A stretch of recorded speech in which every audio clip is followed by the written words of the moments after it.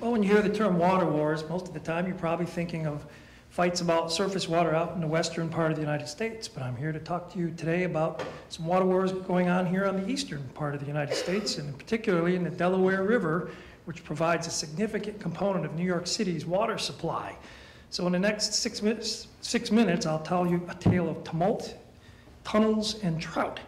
So what does pizza have to do with good water? Well, anybody who's appreciated the good pizza you can get in New York City, many of us have tried to reproduce that crispy crust, and we believe it's got to be in the water, because New York City has often been cited as having the best quality water of any major city in the world. A little history of New York City. Early settlement there, they actually got their water from water wells, hand dug, but as they polluted their own supplies, they gradually pushed up north to get water out of rivers and small aqueducts connected to lakes.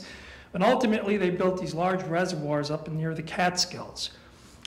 This shows a little bit of some of the land areas that New York City now owns, including the Croton system directly above the city, the Catskill system, and Delaware system, all of which are in different watersheds. You can see they actually are transected by the Hudson River. Next. The Delaware Aqueduct that transfers the water from the farthest reaches is 85 miles long. It's the longest continuous tunnel in the world, and if you divided it in half, each half would be the first and second longest tunnel in the world.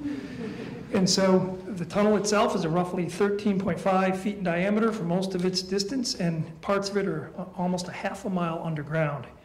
Now, the profile you're looking at here shows where the reservoirs are up at around 1,000 to 1,500 feet. They flow through the tunnel actually underneath the Hudson River and come out near New York City near sea level. So the whole system is gravity fed, needing little amount of energy to transmit the water. But what were the costs? About $210 million back in the day, which in today's infrastructure projects is actually pretty small. But 58 lives were lost by the men that were working during that time to create the tunnel. And also there are a lot of other societal losses. Cemeteries, for example, 10 of those were removed and 2,500 bodies had to be relocated. In 1954, a Supreme Court decree by other people that are within the Delaware River watershed sued New York City for them taking water out of the system. New York City did win that argument, and they are allowed to transfer 800 million gallons of water a day, but they are obligated to keep the flow maintained at a certain level within the river. And also created by this decree was the Office of the Delaware River Master through the U.S. Geological Survey. You can see my name listed there as a state geologist along with some other political appointees. And the reason for that is the state geologist, my predecessor, was very important in testifying and supporting Delaware's position back in that 1954 case. Now, the Drought-of-Record was in the early 60s, and that's when they had some tremendous problems here in the East Coast. So after that, these principal decree party members had to come up with an agreement that worked that was a little bit more fungible for how we'd allow water. Now in 2007, we created something called the Flexible Flow Management Program. Now, being the Big Apple, everything about the system is big, from big holes in the ground, big doors, and big valves. Being the state geologist, I get to tour this, which is really fascinating. There's also a secure place where the water is all controlled off-site, and I can't tell you where that is or I'd have to kill you all because it's protected by FEMA. The tunnels that carry the water from the outermost reaches are actually developed some leaks of recent, and this is a major development. So they are currently building some tunnels that go around and connect the areas around the leaks, and then they're going to allow for some repairs to be done, and they'll maintain both tunnels in case they decide to leak again. So how do you tell if a tunnel's leaking underground, especially if it's below the water table? Well, surface expressions, for example, on the left picture there is a stream gauge that shows the amount of water flowing over, and you can measure that quantitatively.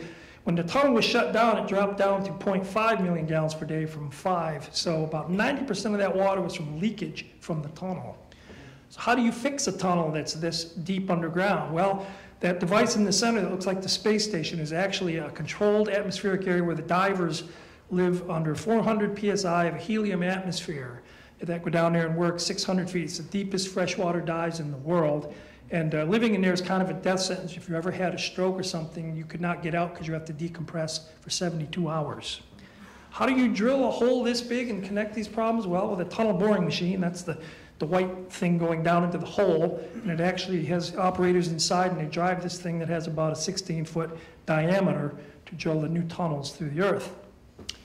Now, problems related to water management in the Delaware River. We know we have competing uses here, and that's why I have the little finger puzzle there. It seems like the more you pull away, the more you go nowhere, and that seems to be some of the problems we have from the policy aspects here. We have flooding in part of the river, and other parts people are using it for recreation. From the flooding side, every river floods, including the Delaware, so a lot of the people that live in the upper reaches are saying, what are the effects of these reservoirs? Are they causing this flooding? Some believe that they are, and they believe that we should hold more voids there that can capture water during high periods. But the problem is these reservoirs were created for water supply, not flood control.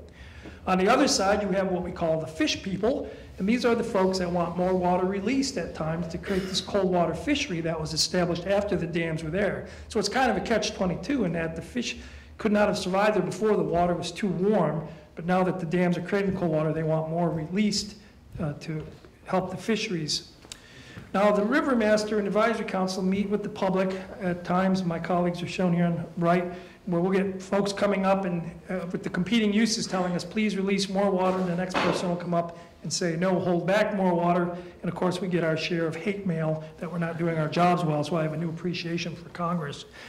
But the river is over-allocated in the worst-case scenarios if we ever have a big drought again, and we are currently working on some agreements. But the graphic on the bottom shows a little positive news that although New York City's population is at record high now of 8.2 million, the demand per capita is the lowest it's ever been due to great conservation measures undertaken by the city. So maybe there is a little light at the end of the tunnel. Thanks.